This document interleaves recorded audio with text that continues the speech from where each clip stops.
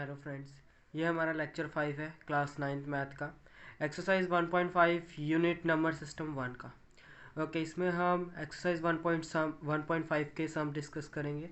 First सम क्या कहता है, क्लासीफाई करना है आपको रैशनल नंबर है या इरेशनल नंबर है। हम ये रैशनल और irrational number actually real number के ही पार्ट्स होते हैं। ठीक है, इसको स्पेसिफाई करने के लिए हमारे पास एक मेथड भी है, मैंने यहाँ पे शो कराया हुआ है। अगर rational number multiply irrational number equal to irrational number, okay. Rational number divide by irrational number equal to irrational number, okay. Third क्या कहता है हमारे पास, irrational number divide by irrational number equal to rational number. ये condition तभी satisfied करेगी, ये वाला फॉर्मूला, जब दोनों रैशनल नंबर क्या हो, सेम हो। जैसे कि अंडर रूट यहाँ पे 2 हो, यहाँ पे भी अंडर रूट 2 हो, बाय कटिंग होके 1 आंसर आएगा, तो हमारे पास 1 क्या है, एक रैशनल नंबर है। ठीक है, ऐसे ही rational number minus irrational number क्या होता है, इरेशनल नंबर, हमारे पास रिजल्टेंट इरेशनल नंबर आता है। फर्स्ट क्वेश्चन हमें डिस्कस कर रहा है 2 माइनस अंडर रूट 5। 2 क्या है, एक 2 by 1 is a rational number, और अंडर रूट 5 को आप सोल्व करोगे, ये क्या करेगा, 2.236 100 नंबर जाएंगे। नॉट टर्मिनेटिंग है, नॉन टर्मिनेटिंग है, नॉन रिपीटिंग, ये हमने पिछली वीडियोस में अच्छे से डिस्कस किया है क्या होता है क्या नहीं। इसलिए जिसने नहीं देखी प्लीज़ वो जाके ये वीडियोस देख लें, फिर आपको आसानी से पता लग जाएगा non terminating and non repeating terms क्या होती हैं। Non terminating and non repeating terms हमारी क्या होती है, irrational number, so it is a irrational number. हम फॉर्मूले के अकॉर्डिंग भी दे सकते हैं, rational minus irrational equal to irrational number. देखो, rational minus irrational equal to irrational number, okay. यहाँ मैंने स्पेसिफाई भी कर दिया।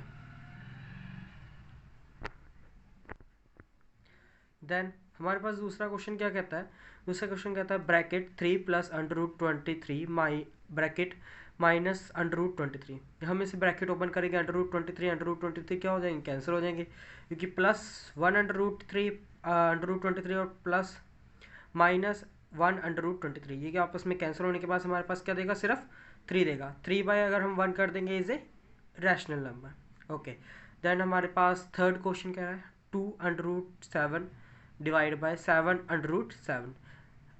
अंडर रूट 7 आपस में कैंसिल होने के बाद 2/7 हमारे पास रिमाइंडर बच जाएगा। 2/7 हम सब जानते हैं क्या है, वो रैशनल नंबर है। जो भी fraction form P by Q के फॉर्म में होंगे, Q is not equal to 0, वो हमारे पास क्या है, रैशनल नंबर है, ओके। इसी का फोर्थ क्वेश्चन क्या कह रहा है, 1 डिवाइड बाय अंडर रूट 2। 1 हम सब जानते हैं क्या है, एक रैशनल नंबर है, और अंडर रूट 2 क्या है, इरेशनल नंबर।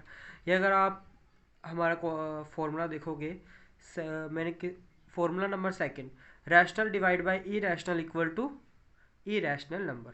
तो हम इसमें सिंपली लिख सकते हैं इरेशनल नंबर, या तो आप सोल्व करके भी लिख सकते हो। 1 इज ए, जैसे फर्स्ट क्वेश्चन में किया है, 1 is a rational number, under root 2 को आपने डेसिमल फॉर्म में सॉल्व कर लेना, फिर आपने बताना है कि ये क्या है, non terminating and non repeating term है, it is a irrational number, then आप फिर भी सॉल्व कर सकते हो, okay, as your choice. But हमें क्योंकि फर्स्ट क्वेश्चन है, सिर्फ क्लासीफाई करना है आपको इरेशनल है या रैशनल है, सिर्फ हमें इतना ही है, ओके। 2 मल्टीप्लाई पाई, पाई सब जानते हैं, पाई की हमारे पास कोई भी एक्चुअल टर्म, एक्चुअल वैल्यू नहीं होती, ये क्या होती है, पॉइंट में सॉन्ड इन्फिनिटी तक होती है। तो क्या होता है, 3.14, आगे हमारे पास नॉन रिपीटिंग टर्म्स होते हैं, non terminating and non repeating term is a irrational number, और 2 क्या है, एक rational number. Rational multiply irrational equal to irrational number, okay. अब हम एक्सरसाइज 1.5 का सेकंड सम करते हैं, सेकंड पार्ट कह दो। इसमें क्या करना है, हमें सिंप्लीफाई करनी। सिंप्लीफाई का मतलब हमें सिंपली इसको सॉल्व करके वैल्यू फाइंड करनी है, इसकी क्या होगी, सिंप्लीफाई कर देना इसको।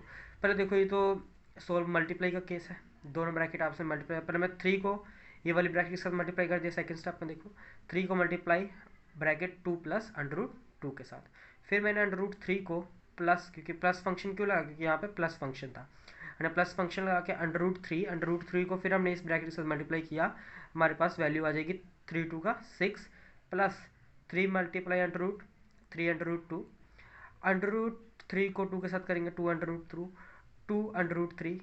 अगर अंडर रूट 3 को हम दोबारा अंडर रूट 2 के साथ मल्टीप्लाई करेंगे तो हमारे पास आंसर क्या आएगा, ये हमेशा रूल याद रखना, अंडर रूट में जब भी कोई अंडर रूट डिफरेंट हो, ठीक है, आपस में मल्टीप्लाई हो, तो उसका अंदर रिमेन आंसर क्या आएगा, मल्टीप्लाई फॉर्म में आएगा, 3 2 का 6।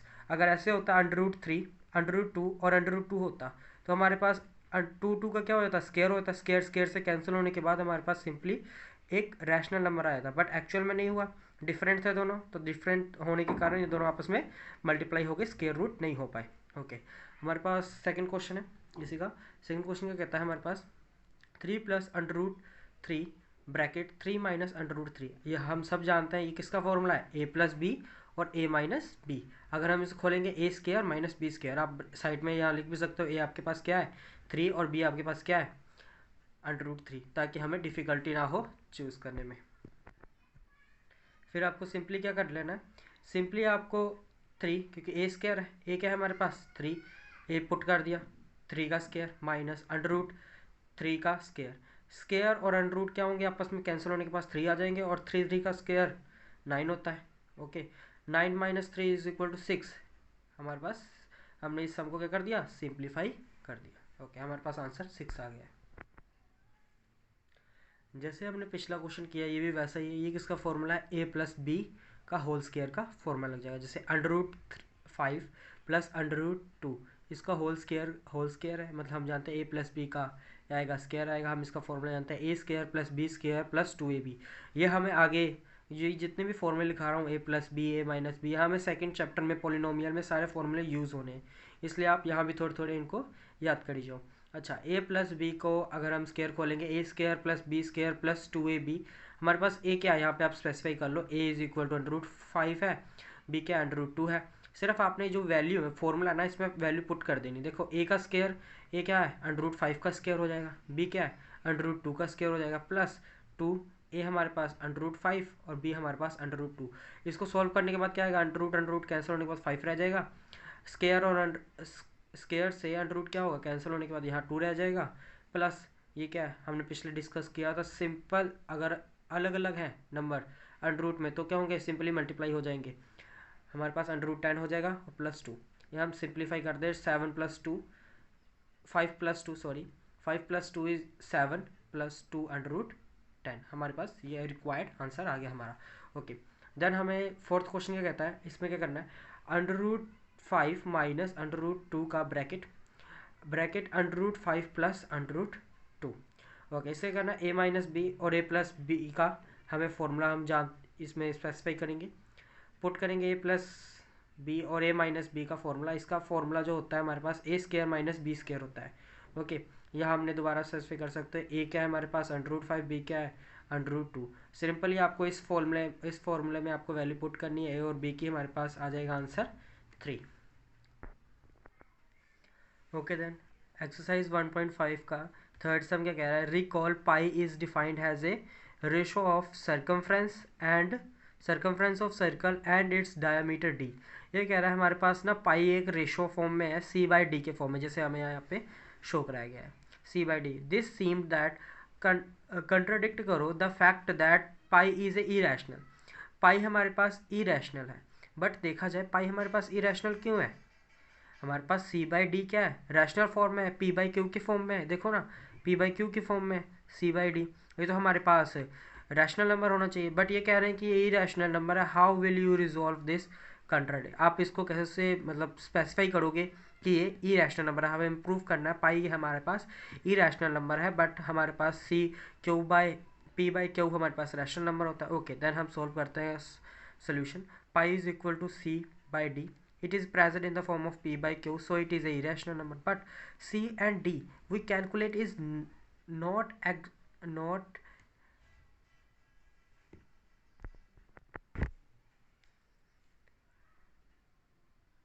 not exactly a rational number, इधर c और d, देखो ये c एंड d हमारे पास एग्जैक्टली एक रैशनल नंबर नहीं होता, क्योंकि इधर c और d दोनों में से एक इरेशनल नंबर होगा, क्योंकि हम जब भी c और d को सर्कमफ्रेंस सोल्व करते हैं हमारे पास एक्चुअल आंसर नहीं आता, ठीक है। तो हमारे पास क्या कह सकते हैं, इन दोनों में से कोई एक इरेशनल नंबर होगा। अगर रैशनल डिवाइड बाई इरेशनल है, हम फॉर्मूले के हिसाब से जानते हैं हमारे पास नंबर क्या होता है, irrational, so is pi is a irrational number. Okay, then ये हमारे पास क्वेश्चन 4 एक्सरसाइज 1.5 का इंपॉर्टेंट क्वेश्चन भी है, हमने पिछले वीडियोस में किया था, तो हमने क्या किया था, सिर्फ ही √5 को हमने रिप्रेजेंट कराया था या √2 को हमने रिप्रेजेंट कराया था नंबर लाइन में। ओके, √5 को या √2 को हमने रिप्रेजेंट कराया था नंबर लाइन में। बट इसमें क्या होगा, इसमें आपको रिप्रेजेंट करना है √9.3 को। देखो पॉइंट फॉर्म में है तो नंबर लाइन में प्रेजेंट कराना है। ओके, देन मैं पहले आपको यहाँ बता करना क्या क्या है। पहले मेक ए लाइन सेगमेंट, पहले आपको एक लाइन ले लेनी है 9.3 की। ओके, जैसे हमने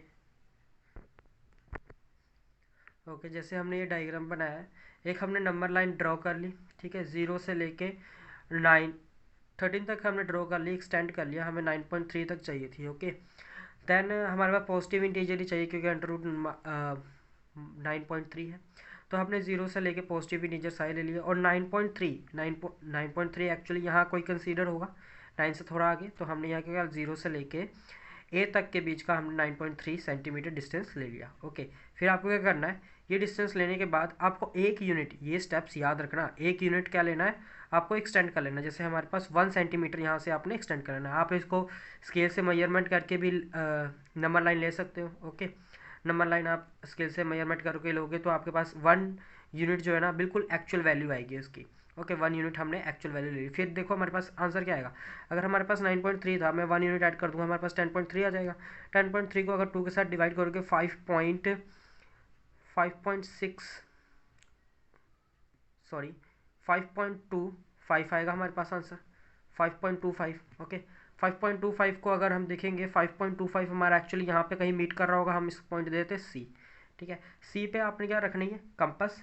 ओके, फिर आपको पेंसिल यहाँ से लेके यहाँ तक एक्सटेंड करने के बाद एक आपने सेमी सर्कल ड्रॉ कर लेना है। ओके, ये स्टेप आपको मैं दोबारा रिपीट कर रहा हूँ। आपने एक नंबर लाइन लेनी है, नंबर लाइन में 0 से लेके 9.3 तक आपने जो हमें गिवन है उसको आपने ड्रॉ कर लेना है। फिर उसके बाद आपने 1 यूनिट एक्सटेंड करके रख लेनी है।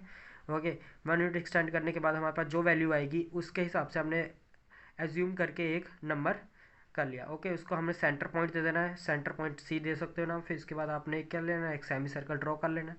सेमी सर्कल ड्रॉ करने के बाद आपका जो पॉइंट था, ठीक है, 9.3 से आपने क्या एक परपेंडिकुलर ड्रॉ करना है नंबर लाइन पे। हमने परपेंडिकुलर ड्रॉ किया और यहाँ पे पॉइंट का नाम क्या है, डी। ओके, यहाँ से लेके यहाँ तक आपने पहले यहाँ पे कंपास रखनी है।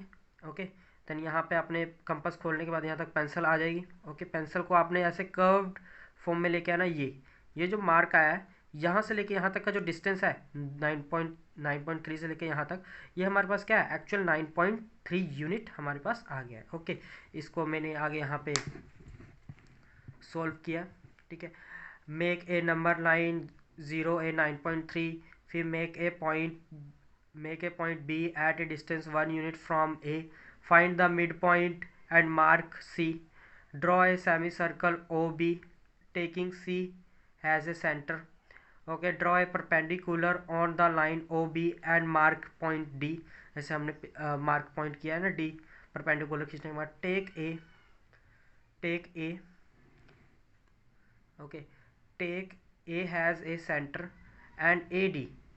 आपको क्या लेना, जैसे ये देखो डायग्राम में क्या है, ए को हमने सेंटर मान लेना है और ए डी आपको रेडियस ले लेना है। रेडियस से अगर आप कोई सर्कल बनाओगे, ये कर्व्ड ऐसे ही बनेगा, इसको पूरे सर्कल फॉर्म में लेकर जाओगे, यहाँ से यहाँ हमारे पास सर्कल बनेगा। बट इन्होंने क्या है, हमें यूनिट ढूंढना है। ओके, हमने रेडियस मान लिया and draw an arc D E. देखो डी ई हमने एक आर्क ड्रॉ कर ली, ये हमारे पास ए ई हमारे पास यूनिट लेंथ पता लग गई 9.3 की। ओके फ्रेंड्स, अब हम करते हैं एक्सरसाइज 1.5 का लास्ट पार्ट, 5th पार्ट। आपको रैशनलाइज कराना है denominator of the following. Rationalisation आपने स्टार्टिंग से भी सीखी होगी, क्लास 6 7th में भी रैशनलाइजेशन आती है। अब क्या करना है, जब भी डिनोमिनेटर में कोई हमारे पास नंबर हो जो एक्चुअल में नेचुरल नंबर ना हो, ठीक है, उसको क्या हमें रैशनलाइज करा देता है क्या, ताकि हमारा डिनोमिनेटर क्या आ जाए, नेचुरल नंबर आ जाए। हमने क्या किया, रैशनलाइज कराना बहुत ही सिंपल है।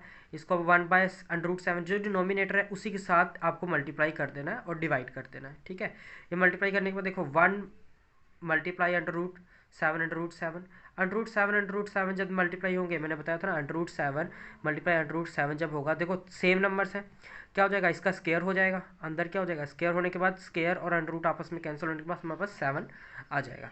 ओके, अगर हाँ, ये नेक्स्ट सम इम्पॉर्टेंट है क्योंकि इसी ऐसे ही क्वेश्चंस आते हैं। 1 डिवाइड बाय √7 माइनस √6।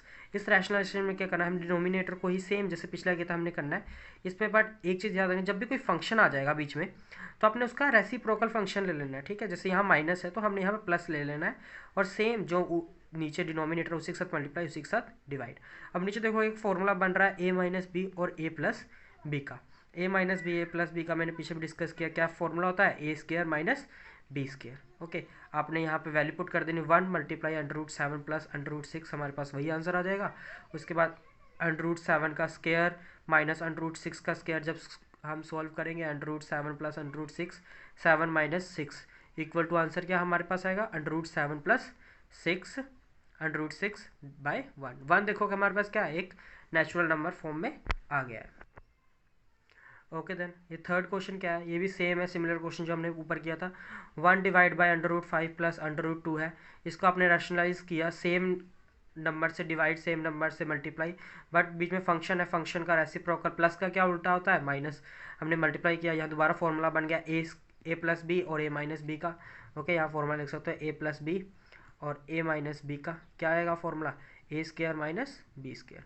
आपको यहाँ पे वैल्यू पुट कर लेनी है, a की वैल्यू क्या है, √5 के साथ √ कैंसिल होने के बाद 5 माइनस 2 हमारे पास डिनोमिनेटर में रह जाएगा, सॉल्व करने के पास हमारे पास आएगा √5 minus √2 divide by 3। Okay, fourth last some.